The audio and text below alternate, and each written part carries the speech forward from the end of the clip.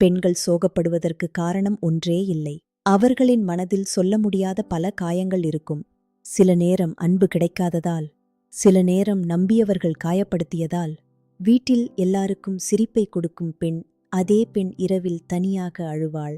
அம்மாவாக இருந்தாலும், மகளாக இருந்தாலும், மனைவியாக இருந்தாலும் அவள் மனசுக்குள்ள ஒரு சொல்லாத வலி இருக்கும். சிலர் வார்த்தையால் காயப்படுத்துவார்கள், சிலர் புரியாமல் விட்டு போய்விடுவார்கள்.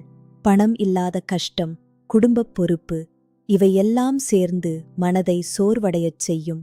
ஆனால் பெண்கள் பலவீனமானவர்கள் இல்லை. அவர்கள் ஆழுவார்கள், ஆனால் உடைந்து போக மாட்டார்கள். கண்ணீரை மறைத்து சிரிப்பை காட்டி வாழ்க்கையை தாங்கி நிற்பவர்கள். அதனால்தான் பெண்களின் சோகத்துக்கு பின்னால் ஒரு பெரிய போராட்டக் கதை இருக்கும். அவர்களின் கண்ணீரை புரிந்து கொள்ளுங்கள், அவர்களின் மனதை மதியுங்கள். ஏனெனில் அவங்க அமைதியாக இருந்தாலும் அவர்களும் வலியை உணர்கிறார்கள்.